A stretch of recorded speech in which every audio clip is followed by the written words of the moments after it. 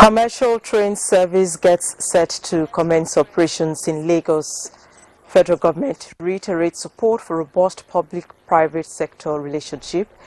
And on Panorama today, we beam searchlight on roles local government administration plays in nation building as Edo prepares to elect council chairman in few hours. Good afternoon. This is Panorama from Benin Network Center, and I am Agatha Egwari Ojo. You're welcome.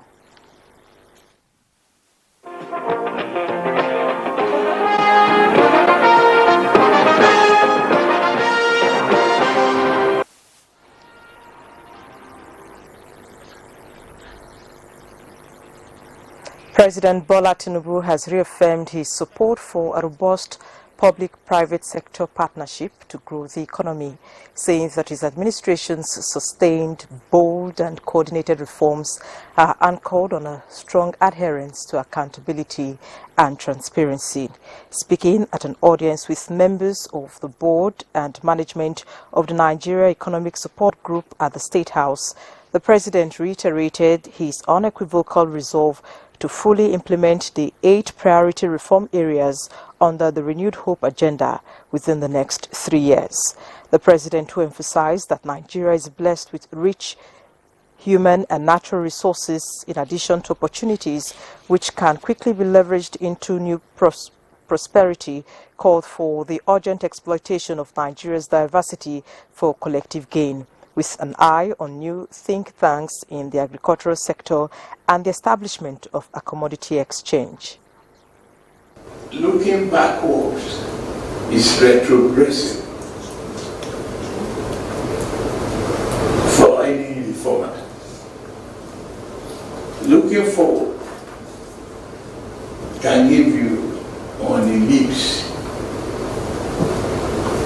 that will propel you in right direction. We must kill our advantages in the economic path. And we must kill it. The world is dynamic, the environment is dynamic as well. We are confronted with climate change and many other challenges. But here, somewhere, in the face of all this storm, in the eye of the storm, there is a quiet and peaceful corner for those who can search patiently and be determined. We will find ours. Thank you very much.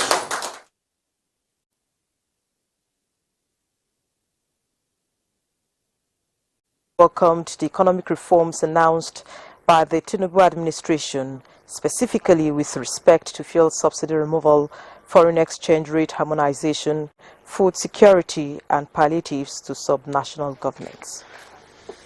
But we have various steps around food security. In the meantime, the president is asking to intensify national reorientation of the Nigerian people to strengthen the bond of unity in the country. The president said this as he received members of the Nigeria Supreme Council for Islamic Affairs, led by Sultan Muhammad Sa'ad Abubakar, who is the President General of the Council. State House correspondent Musbah Danwahab reports. Yes, the expectation is high, and there's tough time right now. President Bola Tinubu consistently acknowledges the socio-economic realities in the country. Yes, he has a rational understanding of the situation, but then a frequent reminder may be necessary. Members of the Nigerian Supreme Council for Islamic Affairs take up that responsibility as they came calling. President Tinubu has taken some decisions along the way, with some hard to bear for Nigerians. That notwithstanding, the Council appreciates the genuine interest of the administration to turn things around. Beyond this, the unity of the Nigerian people, they say, is also important to them. To make sure that it continues to rule with transparency, with honesty, with equity, to the benefit of all members of this great country of ours. It is a seeming convergence of interest as President Tinubu expresses his aim to bequeath a more united Nigeria. There is equally a presidential assignment for the council. Mr. President has also asked them to be in the forefront of the national reorientation, which is one of the pillars of his administration. He has asked them to go back to areas of conflict. You recall that the Sultan of Sokoto, His Eminence, was also in Niger to engage with the military junta there. He has asked them to continue to go back in the spirit of his belief that only dialogue, only engagement can end crises across the world. The council is the latest group to leverage on the open door policy promised by the current administration. From the State House, Musbah and Wahab, NTA News.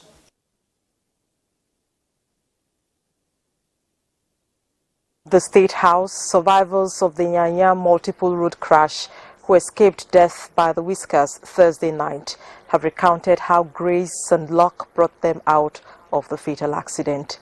Abdullahi Ajia, who witnessed the incident, now reports.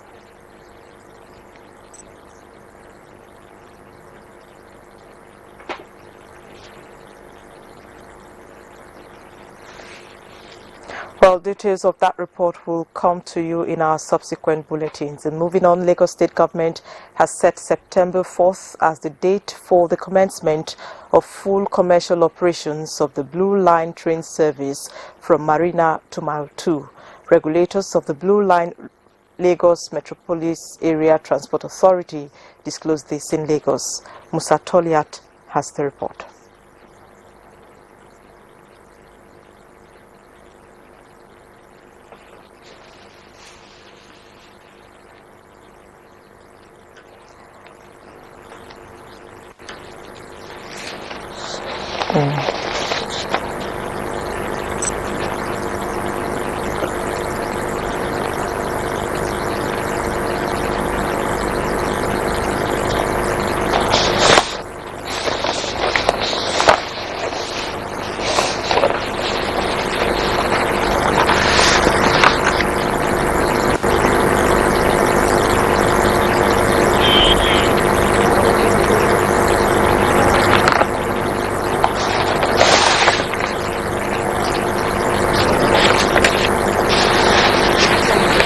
With that glitch, but we will be joining our studio in Benin in the course of the bulletin. I'm Elizabeth Omori. The House of Representatives has summoned the acting governor of the Central Bank of Nigeria to appear before it to give an account of the value and status of the National Housing Funds domiciled in the Apex Bank from 2011 till date. The resumed hearing of the HUDA committee investigating the utilization of the funds. Members emphasized that the Apex Bank is empowered by law to make remittances to the fund at source from commercial banks. The Central Bank of Nigeria shall, within 2 months of making the collection under subsection 1 of this Act, pay the money to the bank for investment in the funds. This is what we expect from CBN. They should tell us how much they have collected or deducted on this investment, and if they have not, they should also go back and look at what they ought to have deducted and they have not deducted. We need to put it straight so that there will be a result at the end of the day where people will have a good accommodation from their very long time savings. Tari Ikpen reports that the House Committee's decision to summon the acting CBN governor followed testimonies by representatives of several commercial banks that appeared before the committee indicating remittances to the National Housing Fund running into billions of naira. And the federal government is reassessing the state of affairs in the north with a view to coming up with robust platforms to address the challenges in the region. Vice President Kashim Shettima stated this when he received coalition of northern states chambers of commerce, industry, mines and agriculture led by its president. State House correspondent Abrahman Jibrila reports. These are the leading industrialists in the north coming to show their concern on the state of the region. Vice President Kashim Shettima commended the leadership of the delegation for its commitment to development of the north through various industrial projects that can effectively lead to all-round development through partnership with the federal government. He said any society that seeks to achieve economic development must promote peace and stability. The Vice President praised President Bola Tinubu as a visionary and committed democrat for his passion to seek and achieve development through addressing the challenges of insecurity in the north, especially in the northwest region, through the Placo initiative aimed at addressing the challenges of armed banditry, kidnapping, and the situation in the northwest. Leader of the delegation, Alhaji Abubakar, expressed the readiness of the organization to seek partnership with the federal government towards the revitalization of the economy in the north. In another development, Vice President Shettima has reiterated the value of the traditional institution in the country. He highlighted this while receiving a delegation led by the chairman of the Nasarawa State Council of Chiefs, Justice C. Dibage. Vice President Shettima expressed gratitude to the traditional rulers, the government and people of the state for their love and support to President Tinubu during the last electioneering campaign. Our loyalty, our support to this administration is 100%. 100% with this government. And we are there in support of all their aspirations, all the good things that they have laid out for this country. We are there to support. From the State House, Abraman Jibrila, NTA News. This is Panorama on NTA. Let's take a break now, and Panorama will continue in our Benin Network Center after the break.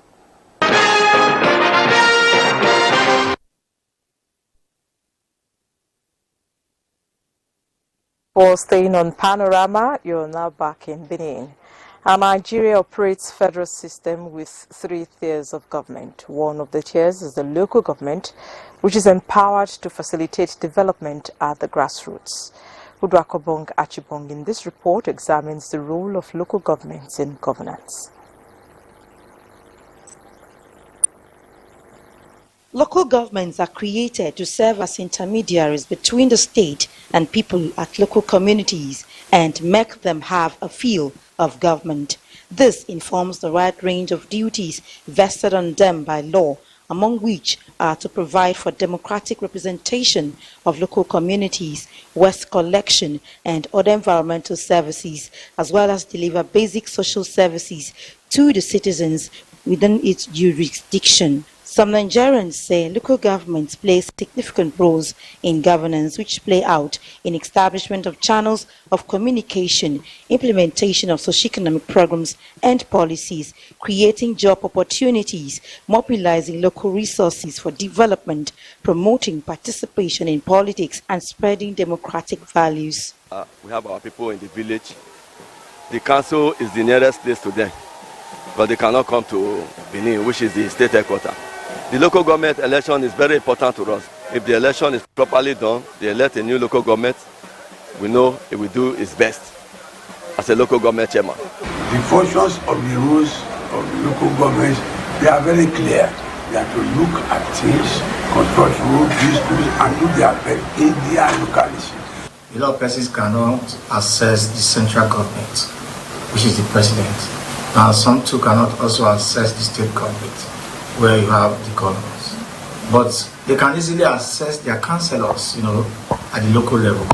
They can also easily access the local government council officials, at the various local level. Therefore, we can regard local government administration as grassroots government. As fundamental as these roles are, there is a perception that local governments tend to be at the beck and call of state governments, bedeviled by challenges of intergovernmental conflicts, structural, financial and fiscal problems which interfere with their functions, thereby compromising their autonomy. In Benin, Udwakobong Achibong, NTA News.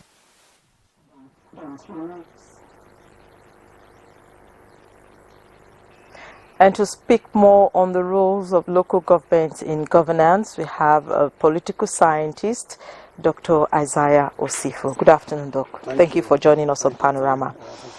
Well, local government and the role of local government in administration. So we know that local government is closest to the people, to the local communities, local businesses, and the local economy. How do you think these functions can be channeled towards sustainable development?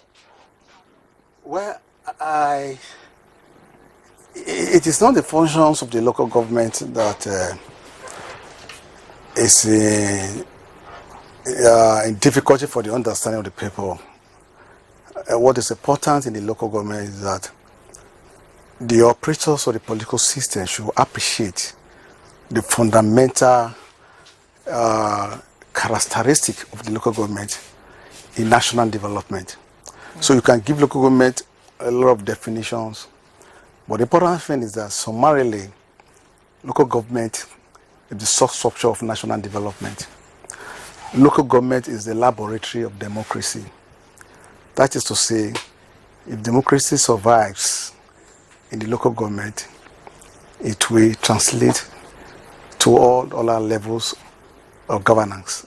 Intermediate, which is the state, of course national, which is the federal.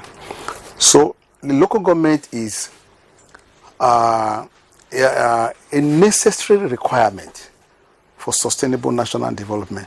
But the problem that we have in the third world is that most of the political leaders or the operators of government at the higher level do not want to understand or appreciate the importance of local government. Now, juxtapose this phenomenon with what is obtainable in the advanced democracies. In America, local government is everything to an average American, from security to foreign policy to immigration to education, health. Now, if you are talking of national health, how can you have national health without the people at the grassroots not being healthy? So a process like vaccination, for instance, when you're vaccinating children or you're vaccinating against any communicable disease, it can only be captured if the local government is responsive to its function. So the local government is very important for national development. The local government is the nucleus of democracy. That is to say, you can only talk of democracy if it is functional at the local government. So if we are truly democratic in totality, or we're really interested in developing democracy in Nigeria, we must develop democracy at the local government level. Okay, now how do you think local government can initiate communities' economic planning efforts, to shape community growth? Well, the functions of local government are clearly stated in the first schedule of the Nigerian constitutions. And if you look at the functions of local government, it's almost what the federal government is doing, what the state government is doing, are equally like the same functions of the local government. Now, for instance, road maintenance and road constructions, we hear stories about this is a federal road, this is a state road.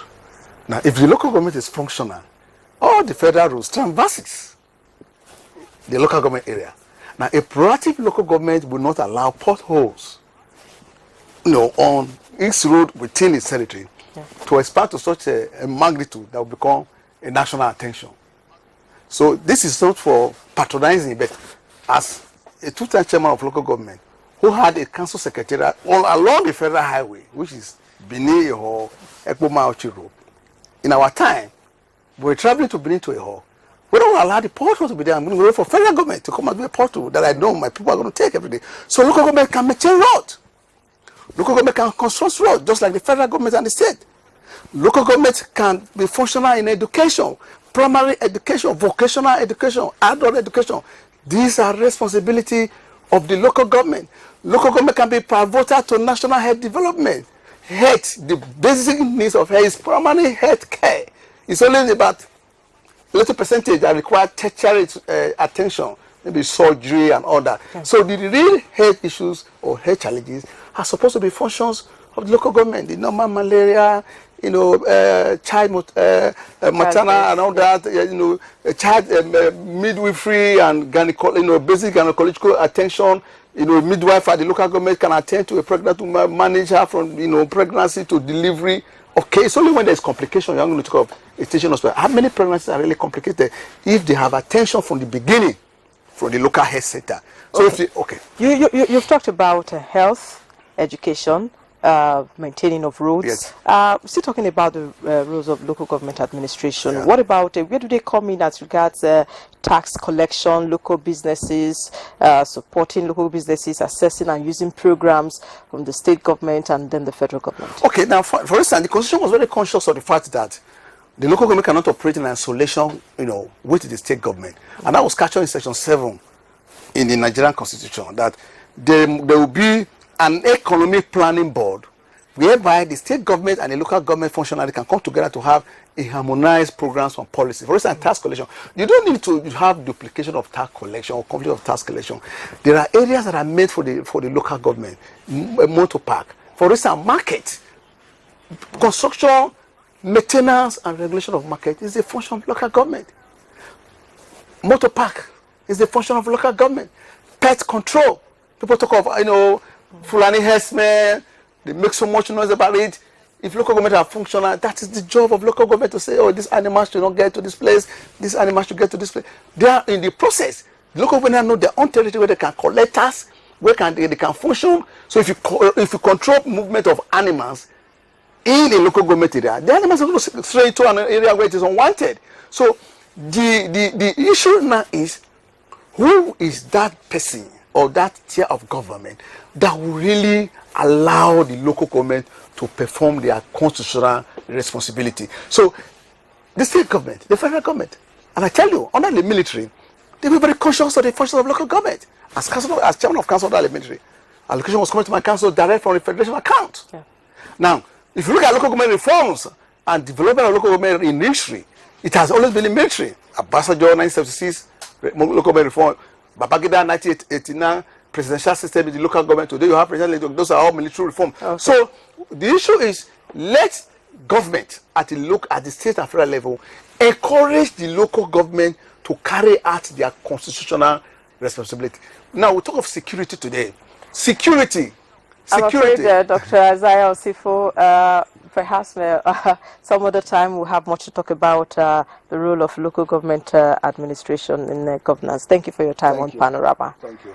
All right, talking sports now, and Lumide Guntola is our guide.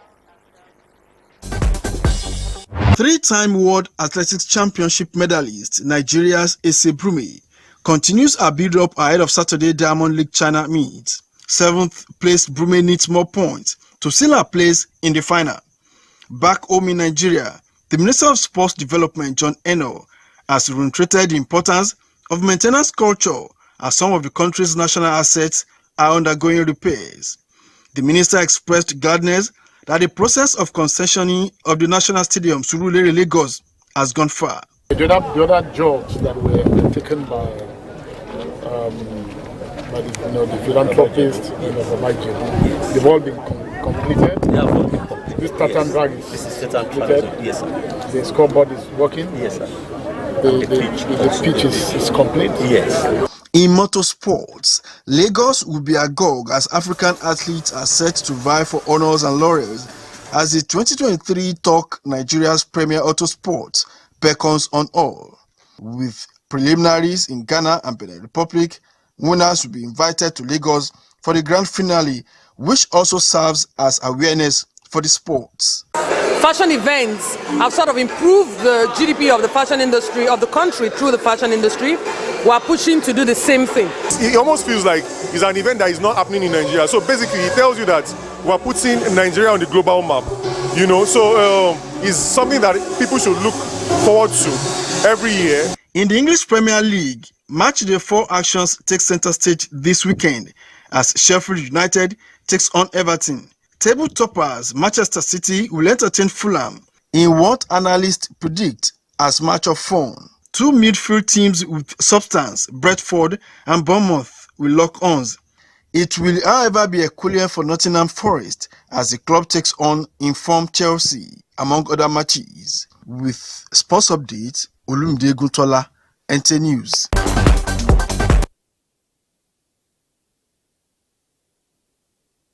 That's it on Panorama. Thank you for watching. Have a pleasant day.